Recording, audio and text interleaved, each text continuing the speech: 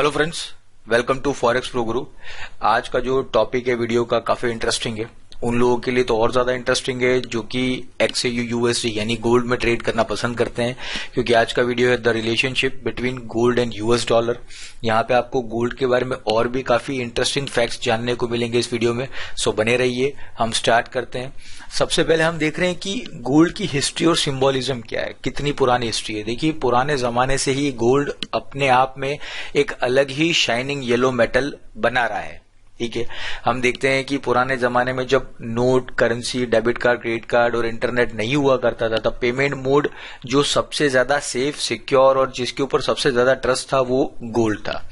हम देखते हैं कि अलग अलग जो सिविलाइजेशंस आए पुराने जमाने में, चाहे वो इजिप्शियन हो, चाहे वो ग्रीक हो, चाहे वो रोमन हो, इवन इंडियंस जो पुराने राजा महाराजा थे उनके टाइम के भी जमाने की बात करें तो कई सिक्के और कई ऐसे मीडियम ऑफ एक्सचेंज के रूप में गोल्ड के सिक्के, चांदी के सिक्कों को यूज में लिया जाता था। तो एक काफी पुराने जमाने से गोल्ड की जो चमक है और गोल्ड के प्रति जो एक मोह है वो आज भी बना हुआ है। हम देखते हैं कि आज की तारीख में भी गोल्ड की एक अल्टीमेट प्राइस है। गोल्ड एक ऐसी चीज है जिसके दाम लगातार सालों साल से बढ़ते आ रहे हैं। ठीक है, और प्राइस ही नहीं, एक तरीके से इसको हम वेल्थ के सिंबल के रूप में भी देखते हैं, इसी तरीके से एक ऑनर के रूप में भी देखते हैं।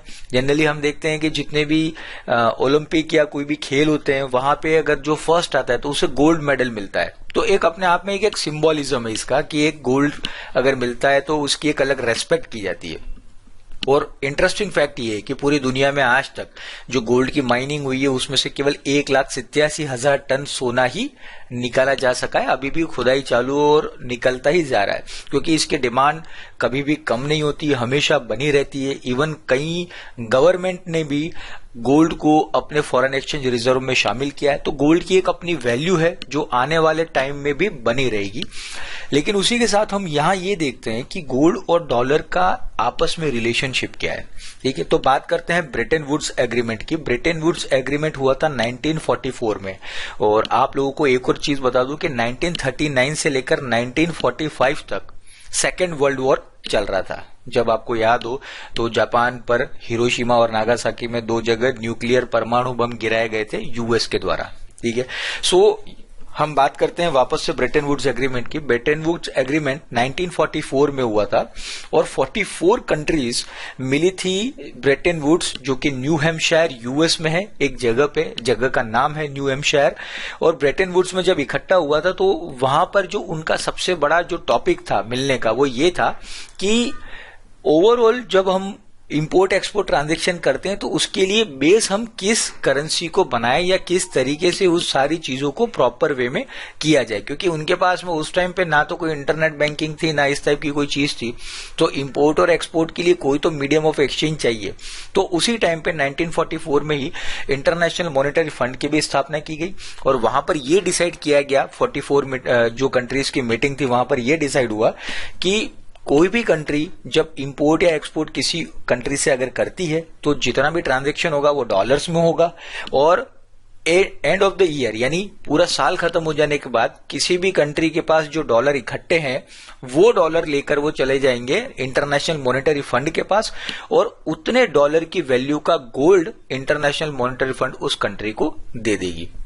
सो ये जो ब्रेटन वुड्स एग्रीमेंट हुआ उससे सबसे बड़ा बेनिफिट किसको हुआ? उससे सबसे बड़ा बेनिफिट हुआ डॉलर को, क्योंकि अब जो 44 कंट्रीज जो उस ब्रेटन वुड्स एग्रीमेंट में शामिल थी उन्हें डॉलर यूज करना पड़ा। क्यों पड़ा? क्योंकि अगर उन्हें इंपोर्ट और एक्सपोर्ट करना है तो सबसे पहले मीडियम ऑफ एक्सचेंज जो बना था वो डॉलर बना। देन आफ्टर ए ईयर, पूरे साल का ट्रांजैक्शन हो जाने के बाद वो डॉलर को इंटरनेशनल मॉनेटरी फंड को देने के बाद में उसकी वैल्यू का गोल्ड वो ले सकते थे। तो गोल्ड का जो वैल्यू है, गोल्ड की जो हम कह सकते हैं कि एक इंपॉर्टेंस ही है, उसके पीछे कहीं ना कहीं यूएस डॉलर का भी बहुत बड़ा हाथ है ताकि हर कंट्री तक ये गोल्ड पहुंचाए। तो ये काफी इंटरेस्टिंग फैक्ट है। लेकिन जैसा कि हमने कहा कि गोल्ड की वैल्यू अगर डॉलर में तय होती है तो उसका नुकसान भी कहीं ना कहीं डॉलर को भुगतना पड़ता है। जैसे हम देखते हैं कि गोल्ड अगर कभी भी अप एंड डाउन होता है, तो गोल्ड जब भी अप होगा तो डॉलर ऑटोमेटिकली डाउन होगा, क्योंकि प्राइसिंग ही उसी में है। अगर गोल्ड के दाम बढ़ेंगे तो हमें डॉलर ज्यादा पे करना पड़ेगा। उसी तरीके से अगर गोल्ड बढ़ता है तो इंटरेस्ट रेट्स भी कम होती है। ये पॉइंट पे हम इसी वीडियो के नेक्स्ट पैराग्राफ में जब हम आएंगे तब मैं आपको उसका थोड़ा डिटेल भी बताऊंगा। अब यहां पर ये एक इंटरेस्टिंग सवाल उठता है कि ये रिलेशनशिप कैसे एग्जिस्ट हुआ। तो देखिए सीधी सी बात है कि डॉलर और गोल्ड की अगर हम बात करते हैं तो डॉलर और गोल्ड दोनों को ही as a investor safe haven assets माना गया है। सेफ हेवन का मतलब कि आप अगर यहां पे इन्वेस्ट करके रख देंगे तो आपको आने वाले टाइम में ओवर पीरियड ऑफ टाइम आपको इसका प्रॉफिट जरूर मिलेगा, ठीक है। और हम देखते हैं कि कोविड लॉकडाउन जब हुआ था, ठीक है, जब कोविड लॉकडाउन था लगभग पिछले 6-8 महीनों से सारी इकोनॉमिक एक्टिविटीज ही ठप पड़ गई थी। तो अगर किसी के पास में इन्वेस्ट करने के लिए पैसा है तो वो क्या करेगा, वो गोल्ड में इन्वेस्टमेंट करेगा, ठीक है। अब गोल्ड में इन्वेस्टमेंट अगर करेंगे हम तो हमें पता है कि गोल्ड में अगर आज हमने इन्वेस्टमेंट किया है तो आने वाले 6 महीने 8 महीने साल भर या 2-5 साल के बाद में उसकी प्राइस इंक्रीज ही होनी है। और इसी सोच के साथ में अगर अपन इन्वेस्टमेंट करते हैं तो हम देख रहे हैं कि कोविड के कारण, कोविड के टाइम पे हमने देखा गोल्ड की जो कीमतें थी वो आसमान छू रही थी और आज की तारीख में एक हिस्टोरिकल लेवल हमको गोल्ड दिखा चुका है $2075 का। सो ये काफी कुछ ऐसा दोनों के बीच में कोरिलेशन है जिससे कि सारी चीजें सिंप्लीफाइड होती है। और इसी के साथ हम देखते हैं कि गोल्ड की जो प्राइजेस है फिलहाल $1890 चल रही है, ठीक है। अगर यूएस डॉलर गिरता है तो दूसरी करेंसियों के मुकाबले तो क्या होगा, ऑटोमेटिकली गोल्ड की प्राइसेस जो है वो बढ़ जाती है। इसके अलावा जब हम देखते हैं कि सेंट्रल बैंक की बात करते हैं, देखिए हर कंट्री का जो सेंट्रल बैंक होता है वो अपनी कंट्रीज की मॉनेटरी पॉलिसी को डिसाइड करता है और मॉनेटरी पॉलिसी का सबसे इंपॉर्टेंट फैक्टर होता है इंटरेस्ट रेट डिसीजन, ठीक है। तो कंट्रीज क्या कर रही है फिलहाल मैं आपको समझाऊंगा, बिल्कुल लॉकडाउन जो चल रहा है और अभी की जो सिचुएशन है उस हिसाब से मैं बताता हूं। देखिए हर कंट्री क्या चाहती है फिलहाल कि जितनी भी इकोनॉमिक एक्टिविटीज बंद होने के कारण जो इकोनॉमी की रफ्तार है वो जो सुस्त हो गई है उसको बढ़ाने के लिए क्या कर रहे हैं कि हर कंट्री के जो सेंट्रल बैंक है वो अपनी इंटरेस्ट रेट को कम कर रहे हैं। इंटरेस्ट रेट का कम होने का मतलब यह है कि लोग अपना पैसा इन्वेस्ट ना करें, वो पैसा अपना बिजनेस में रोटेशन में लगाएं। तो जितना ज्यादा रोटेशन होगा उतना ही ज्यादा मार्केट में कैश इनफ्लो बढ़ेगा, ठीक है। तो इस कारण से क्या हो रहा है कि जितने लोग जहां पर इंटरेस्ट रेट कम किया जा रहा है तो इंटरेस्ट रेट कम जहां पे हो रहा है वहां पे लोग इन्वेस्टमेंट ना करके अपना इन्वेस्टमेंट कहां डाल रहे हैं, गोल्ड में। सो देख रहे हैं उसी तरीके से गोल्ड की जो वैल्यू है वो लगातार बढ़ती जा रही है। और इसका अगर हम देखते हैं तो अगर चार्टिंग में देखें तो डॉलर इंडेक्स और यूएस गोल्ड के चार्ट को आप देखकर ही पता लगा सकते हैं कि दोनों का कोरिलेशन किस तरीके से है। जैसे जैसे डॉलर इंडेक्स नीचे आ रहा है उसी तरीके से यूएस गोल्ड ऊपर जा रहा है। तो अभी की जो इकोनॉमी हो रही है, अभी की जो कंट्रीज है वो अपनी इकोनॉमी को कैसे कर रहे हैं, तो देखिए पहला ऑप्शन है अकोमोडेटिव मॉनेटरी पॉलिसी या लो इंटरेस्ट रेट।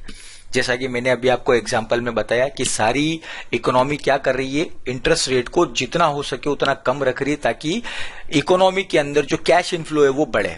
तो ये क्या है, ये पॉजिटिव है गोल्ड के लिए।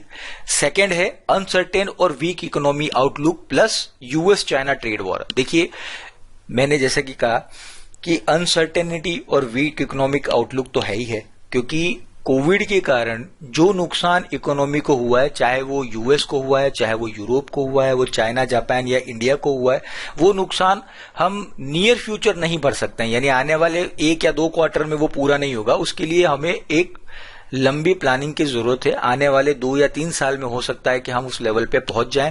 तो ये जो आउटलुक है ये अभी भी गोल्ड के लिए पॉजिटिव है। और तीसरा है डॉलर वीक। डॉलर लगातार वीक होता जा रहा है, हम देख रहे हैं। और इसके अलावा नवंबर में इलेक्शन भी है यूएस के, सो उसके कारण भी काफी हम कह सकते हैं कि मार्केट में मूवमेंट भी है। तो ये कुल मिला के ये सारी चीजें पॉजिटिव है गोल्ड के लिए। इसके बाद में हम देखते हैं कि इंटरेस्ट रेट्स और गोल्ड के बीच में जो कोरिलेशन है वो आप चार्ट में देख सकते हैं कि जब जब इंटरेस्ट रेट को कम किया गया है तब तब गोल्ड की जो वैल्यू है वो लगातार बढ़ती रही है। सो जैसा मैंने आपको पहले वाला पॉइंट किया था वो यहां पे प्रूव हो जाता है। इसके अलावा गोल्ड को कौन कौन सी ऐसी चीजें हैं जो मूव करती है मतलब उसके अंदर फ्लक्चुएशन लेकर आती है। देखिए सबसे पहले तो इन्फ्लेशन और डिफ्लेशन।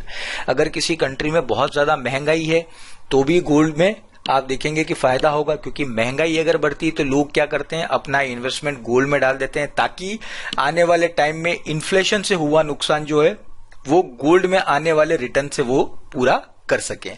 इसके अलावा ग्रीड और फियर का मतलब ये है कि या तो किसी को लालच है तो वो गोल्ड में इन्वेस्टमेंट करेगा, या फिर डर किस चीज का कि इकोनॉमी आउटलुक आने वाले टाइम तक अगर नहीं सुधरा तो क्या होगा, तो इसलिए भी गोल्ड में इन्वेस्टमेंट किया जाता है। और तीसरा है सप्लाई और डिमांड, कि गोल्ड की सप्लाई और डिमांड में अगर जरा भी चेंजेस होते हैं तो उसके प्राइसेस में चेंजेस हमको देखने को मिलते हैं। इसके अलावा और कौन से फैक्टर हैं जो कि गोल्ड को अफेक्ट करते हैं, तो देखिए सबसे पहली चीज तो है gold was once used to back up fiat currencies. जैसा कि मैंने आपको एग्जांपल दिया था ब्रेटन वुड्स एग्रीमेंट में कि वो बैकअप किया गया था कि अगर 44 कंट्रीज को अगर इंपोर्ट और एक्सपोर्ट अगर करना है तो गोल्ड के साथ साथ यूएस डॉलर को अपनाना पड़ेगा, ठीक है। इसके अलावा हेज अगेंस्ट इन्फ्लेशन, जैसा कि मैंने अभी आपको एग्जांपल दिया कि अगर इन्फ्लेशन होता है तो लोग क्या करते हैं, इन्वेस्टर्स क्या करते हैं, अपना इन्वेस्टमेंट फाइनेंशियल प्रोडक्ट्स से निकाल कर वो सीधा डालते हैं गोल्ड में, ताकि इन्फ्लेशन से हुआ जो नुकसान है वो गोल्ड से जो रिटर्न आएगा उससे पूरा हो सके। इसके अलावा price of gold affect countries that import and export it, ये भी बहुत इंपॉर्टेंट है। जैसे हम बात करते हैं ऑस्ट्रेलिया की, ऑस्ट्रेलिया वन ऑफ गोल्ड का टॉप एक्सपोर्टर है। अब ऑस्ट्रेलिया का सबसे बड़ा प्रॉब्लम क्या है कि वो एक्सपोर्ट कम करता है, इंपोर्ट ज्यादा करता है, तो उसका जो ट्रेड बैलेंस है वो माइनस में रहता है। तो उसका सबसे बड़ा भरपाई जो है वो गोल्ड कर देता है कि गोल्ड की बढ़ी हुई कीमतें जब भी, यानी गोल्ड की अगर कीमत बढ़ेगी, उसकी प्राइसेस बढ़ेगी तो क्या होगा, ऑस्ट्रेलिया को फायदा होगा। वो जितना गोल्ड को एक्सपोर्ट करेगा उतना ही ज्यादा उसकी इनकम बढ़ेगी। इसी के साथ साथ gold purchases tend to reduce the value of currency used to purchase, ये भी एक बहुत बड़ा इंपॉर्टेंट फैक्ट है।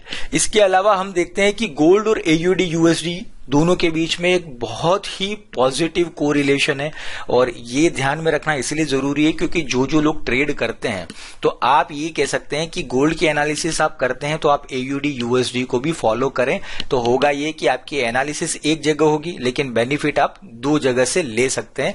दोनों का पॉजिटिव कोरिलेशन कैसे है, तो जैसे मैंने आपको बताया कि गोल्ड प्रोड्यूसर है एक तरीके से ऑस्ट्रेलिया, और 5 बिलियन का जो एक तरीके से हम कह सकते हैं कि एवरी ईयर गोल्ड को वो लोग एक्सपोर्ट करते हैं। तो उससे एक सबसे बड़ा फायदा ये होता है कि गोल्ड की जैसी वैल्यू बढ़ती है एयूडी यूएसडी भी बढ़ने लगता है, ऑस्ट्रेलियन डॉलर बढ़ता है। हमारे पास में 2000 से लेकर 2011 तक का डेटा है, लगभग 11 ईयर्स का।